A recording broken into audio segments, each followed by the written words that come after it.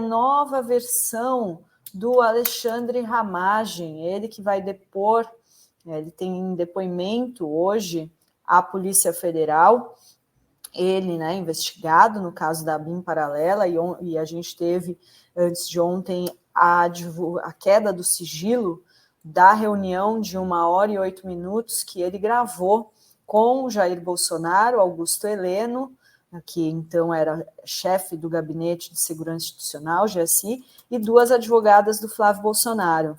E, né, nessa reunião, a Polícia Federal, segundo a Polícia Federal, Bolsonaro realizou tráfico de influência ao colocar a BIM, comandada por Ramagem, a serviço da defesa do filho Flávio Bolsonaro, no caso de corrupção no gabinete, quando ele era deputado estadual, né, no caso das chamadas rachadinhas. E o Ramagem, num vídeo nas redes sociais, tinha dito que a gravação dessa reunião em agosto de 2020 não tinha sido clandestina, que tinha tido o aval do Bolsonaro, porque eles teriam tido uma informação de que uma pessoa iria participar da reunião e que ele iria fazer uma proposta nada republicana, né, e que seria um representante do governador Witzel, que é ex-aliado do Bolsonaro, né, teve um mandato cassado em 2021.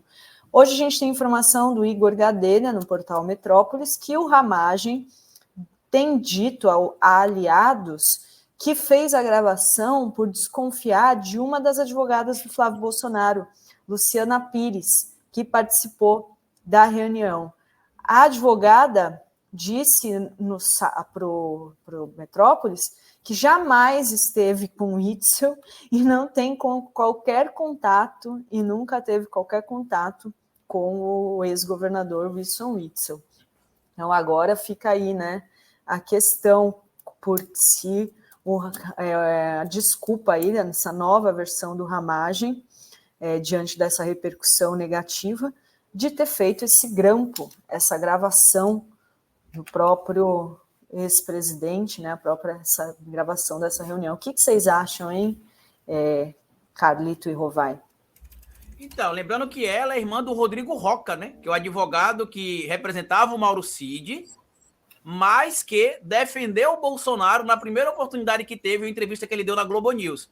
Ele foi dizer que o Mauro Cid não tinha cometido crime, mas que queria deixar claro que o presidente Bolsonaro não tinha pedido nada ao Mauro Cid. Né? Inclusive, depois o Mauro Cid trocou ele, o Rodrigo Roca, pelo Bernardo Fenelon, e depois trocou o Bernardo Fenelon pelo César Bittencourt.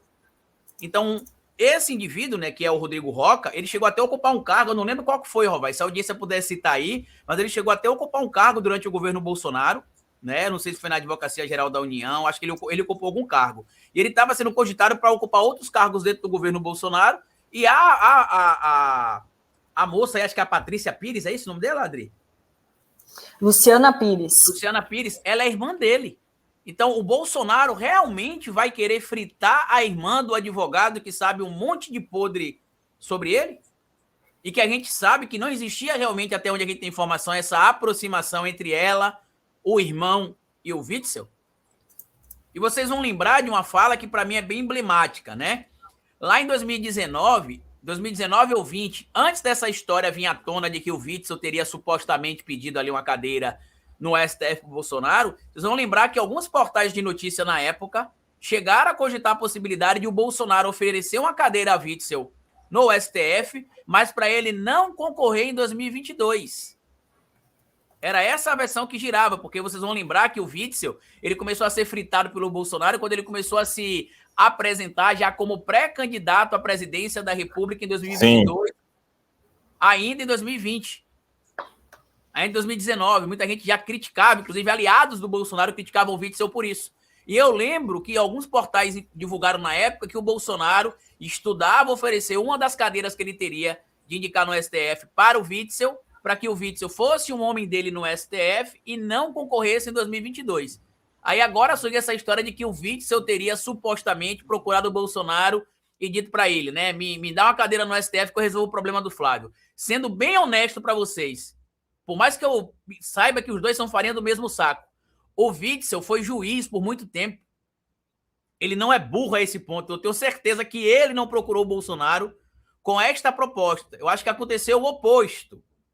E o Bolsonaro ali na conversa com as advogadas tentou usar isso para poder, quem sabe, isso chegar nos promotores do Rio de Janeiro, que deram acesso a ela, a peça que seria apresentada contra o Flávio, antes que a peça fosse tornada pública. Na gravação ela disse que a denúncia aconteceria no dia 26 de junho, se não me falha a memória, e que ela teve acesso à peça antes, ela viu, ela disse com os próprios olhos dela, não foi ninguém que contou, e que no dia seguinte ela entrou com o pedido de habeas corpus, o pedido de habeas corpus foi aceito hoje, e no dia seguinte seria feita a denúncia. Eu tô até vendo as pessoas falando muito aí em ABIN paralela, poder paralelo. Não, gente, não é nada paralelo, não é tudo dentro do Estado. O Ramagem não era diretor da ABIN paralela, ele era diretor da ABIN. E utilizava a ABIN para atender os interesses do Bolsonaro. Não era um órgão separado, Rovai. Os promotores que passaram a peça para Luciana Pires, de acordo com o que ela diz na gravação, inclusive, não eram promotores do Ministério Público paralelo, eram promotores do Ministério Público do Rio de Janeiro, de um órgão do Estado, não era paralelo. E aí a gente vê como é que a máquina pública, e muito em especial no Estado do Rio de Janeiro, está aparelhada. Sobre o comentário da pessoa que falou aí sobre a compra dos imóveis, né? A compra aconteceu em 2009, a outra aconteceu em 2012. O esquema de rachadinha, segundo o Marcelo Nogueira, né, que é aquele ex-amigo da Ana Cristina Vale, porque ela deu o calote nele, segundo ele falou, o esquema acontecia desde 2001, que ele disse que chegava lá, a Ana Cristina Vale fazia todo o esquema, o Carlos Bolsonaro ficava jogando videogame, e aí em 2003 esse esquema entrou no gabinete do Flávio também, e ficou até 2007 sob o comando da Ana Cristina Vale, que foi quando ela foi trocada por outra amante do Bolsonaro que virou esposa, que foi a Michele, e a partir dali o esquema prosseguiu, mas não com ela mais à frente de tudo. Outra coisa, quando ela fugiu do Brasil, que estava sendo ameaçada de morte, ela pediu, sabe o quê, Dri Rovai? O dinheiro e os objetos que tinham um certo cofre. Vocês lembram dessa história do cofre? Que ela falou que tinha um cofre que ele não tinha declarado, que tinha dinheiro, que tinha joias. Olha aí a história. Olha aí o cofre de novo, né? Sempre essa história do cofre, né? Não, essa história do cofre, Dri, circulou na época. O Calixto tem razão de lembrar. Circulou na época e ela criou uma crise familiar por conta da história do cofre, né, Calixto? Porque ela sabia do esquema dos gabinetes todos, Rovai. Inclusive, é evidente que ela sabia que a rachadinha do Carlos, a rachadinha do Flávio e a rachadinha do Jair eram todas colocadas em um único cofre. Tanto que quando teve a separação, o Bolsonaro a ameaçou de morte, segundo ela, porque ela exigiu dividir o conteúdo que estava no cofre que ele não tinha declarado. Isso está no depoimento que ela deu na embaixada, se não me engano, quando ela foi pedir asilo na Europa, né? Inclusive ela até tá vivendo fora, porque parece que ela tinha pedido a cidadania lá do país que ela morava, foi concedida, ela não podia ficar no Brasil, parece que ela tá fora do país. Mas só pra gente lembrar, essa história do cofre não é nova. Não é nova a história do cofre. O próprio Marcelo também Nogueira, né, que é o rapaz que trabalhava para ela, conta mais ou menos como é que aconteciam os esquemas. E ainda tem aquela história engraçada do André, que é o irmão da Ana Cristina Vale, que o Bolsonaro tirou do esquema porque ele recebia o dinheiro, mas não devolvia a rachadinha, e aí ele tirou o André, tanto que a irmã da Ana Cristina Vale, até a Andréia Vale, né, até deixa vazar ali que tiraram o André do esquema. Para quem não sabe o André quem é, né, o André é o vocalista de uma banda de reggae, que eu até esqueci o nome da banda agora, e que era cunhado do Bolsonaro, e que o Bolsonaro tirou ele do esquema depois de 2 anos, porque no começo ele devolvia uma parte, mas não era o combinado, e depois ele preferiu não devolver mais nada. Eu imagino eles conversando, rapaz. Eu imagino ele falando assim... Banda de reggae! E eu imagino ele falando assim, Rovai, eu não vou devolver, agora vai lá e me denuncia. Vai lá, me denuncia que eu não estou devolvendo o dinheiro da rachadinha. Vai lá, já que você não está gostando. O cara cantando Bob Marley lá e tendo que devolver dinheiro pro Bolsonaro. Porra, velho. O pessoal tá lembrando, né? A Ana Cristina Vale tá na Noruega, né? Na Noruega. Ela teve um embrolho, isso foi engraçado, que ela pediu a cidadania norueguesa, Adri, e a cidadania acabou saindo, e se não me engano, ela teria de abrir mão da cidadania brasileira para poder ir para a Noruega, e por isso que ela foi. É algo assim, eu não lembro exatamente o caso, mas é algo assim. Casou, né, com alguém? Eu acho que não é do casamento que ela conseguiu a cidadania, eu ainda acho que é daquela época da vida que ela teve fora um tempo com o Jair Renan, quando o Bolsonaro, um homem de família, ameaçou matar a mãe do próprio filho, né? Porque ela queria o que estava no cofre, vamos lembrar, né? Era o cofre que ela queria e foi o cofre que gerou ali toda essa contenda, como diz os crentes, né? Mas enfim. Ela registrou endereço no país em 2011, depois casou com o norueguês Jan Hansen, mas agora os dois estão separados. Em 2018 ela foi candidata, né? Teve 4.500 votos, não conseguiu se eleger, mas se omitiu a cidadania norueguesa. Achei a matéria, viu, Dri? Tá aqui, ó. Ex acusou o Bolsonaro de furtar cofre com 1.600.000 reais. Ana Cristina registrou um boletim de ocorrência após constatar o sumiço de joias e dinheiro em 2007, que foi quando ela deixou o esquema, né? De acordo com o que o próprio Marcelo disse. Separou do Bolsonaro e deixou o esquema. Isso só pode ter sido coisa do meu ex-marido. E aqui tem um boletim de ocorrência que ela prestou, inclusive. Tá? Ou seja, olha o cofre aí. Olha o cofre, gerando desentendimento desde 2007. Tá, a Faith tá dizendo, ela arrumou um boy na Noruega, sim, olha aí, ó, tá mais informada que você, cara. Tá vendo? Foi mal. Colou um boy. Eu tinha visto que ela um boy delícia. Um boy delícia. Melhor que tá o lá. Bolsonaro, será? Porra, velho, mas aí também, né? Olha, e foi a capa da Veja, eu achei até a capa da Veja, viu, Dri? Foi a capa da Veja, e a capa é o processo em mais de 500 páginas, às quais a Veja teve acesso. Ex-mulher de Bolsonaro acusa de furtar cofre de banco, onde ocultava patrimônio e recebia pagamentos não declarados. Olha que interessante. Olha que interessante. Pagamentos não declarados, ou seja, rachadinhas.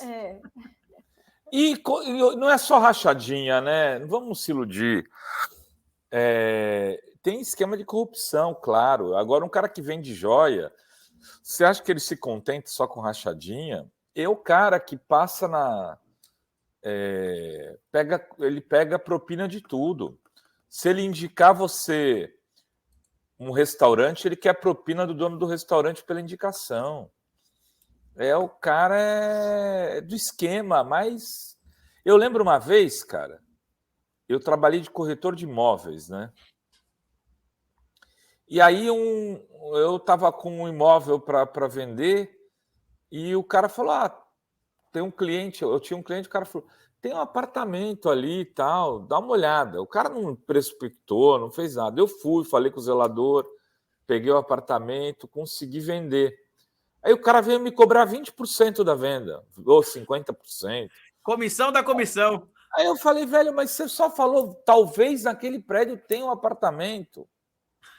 Ele falou, mas o meu relógio não funciona a energia solar, é a bateria, eu tenho que trocar a bateria. Eu te fiz uma indicação, eu preciso de grana.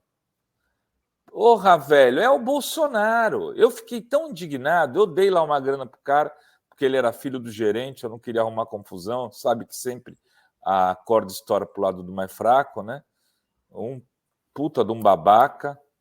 É isso aí. E o pior de tudo, sabe o que é, Bolsonaro. Quando aconteceu essa história toda, claro que o Bolsonaro procurou ela para calar a boca dela, né? Aí o que aconteceu, ela falou o seguinte, quando eu estou magoada, eu falo coisas que não deveria.